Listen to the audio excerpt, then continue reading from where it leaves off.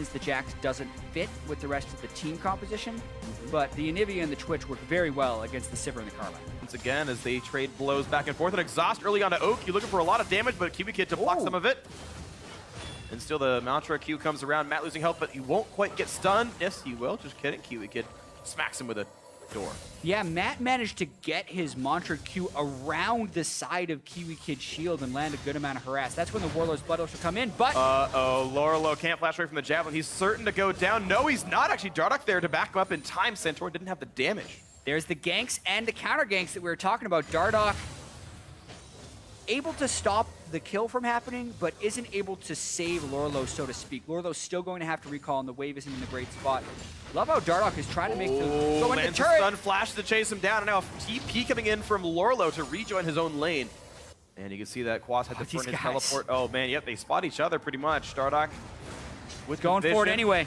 Javelin up, and now the teleport coming in as well from Fenix this time around, so a mirror TP for GBM. They're all there, but does Anivia want to be on top of that team? He does not, so he has to cancel, which now means, yeah, KiWiKiD is alone. He's going to get popped, and there's first blood coming through to Fenix in the mid lane on the Ryze. Liquid just playing too well in the early to mid game. They're trying it again. Right now, Dardoch going for the knockup. They look for OQ, and he's still going to get revealed. He will turn invisible soon enough, but not quickly, actually, as Dardoch gets himself another kill in this poor energy bot lane, just kind of getting destroyed. Yeah.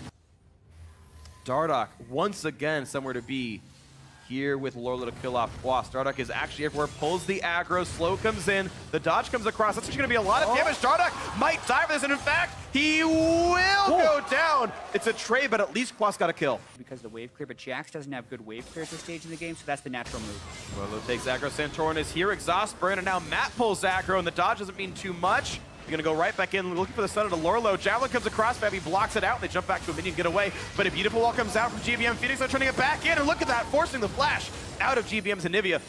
And it's gonna be enough damage knocked on the turret. A nice attempted defense there. Lourlo looking for the stun, can't quite land it. Deep. Looking for it, but not finding it. Dardoch taking plenty of punishment, but they deny all the farm under that turret.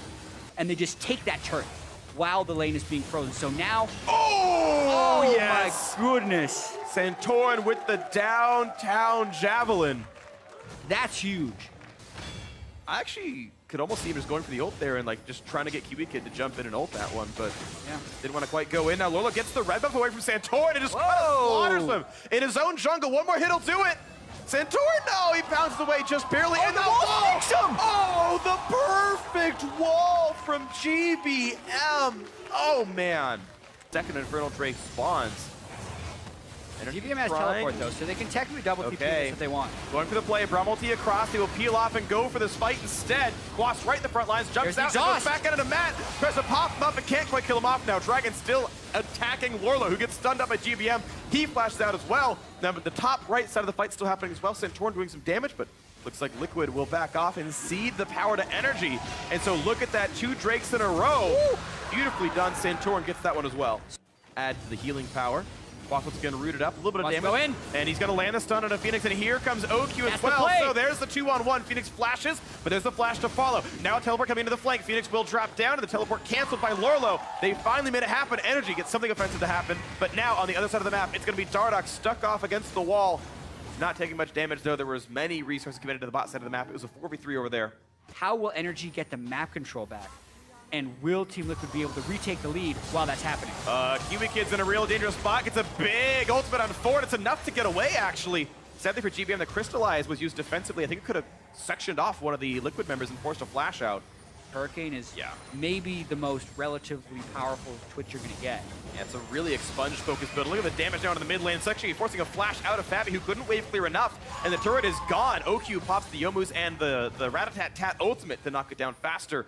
And Energy have finally tied up the turret score. Check into this one. 6,000 health left on Baron, but careful because Santorin's really good at securing objectives. The wall almost blocks him into the Baron pit. It would have been beautiful. It could have done that. Teleport. And now Phoenix very, very low. And Naka comes in. They want GBM. Doesn't quite get egg, but they do knock down KiWiKiD, who was still missing his ultimate, but he never popped exhaust during the fight. It was up, and he didn't press it. And now OQ very much on the wrong side. There's the jump in. There's the slow. That's going to be the kill easily. 2 picked up for Liquid. A great play right there. Yeah, and the turn from Team Liquid when they realized the teleport had been canceled by Quas was instantaneous as they went to chase him down. But you can also understand why Quas would cancel the teleport, because he knew that he'd be be able to get this push almost regardless of the outcome. This is likely going to be the Baron, but we shall see. It's an inhibitor for sure. 2 turrets and an inhibitor for 2 kills plus something. Liquid once again making the play. Santorin is around, but Lourlo has TP'd down, and it's his job to zone out Santorin. He will do so pretty cleanly. Look at the damage output there. Nidalee cannot be part of this, so it will be a secure Baron Nashor. 2 turrets and an inhibitor, maybe and more for Baron and something else. Whittle down their opponents enough to knock down that turret. There's their 3rd turret of the game. Looking for the engage right now, and suddenly GBM, yes, he is alone.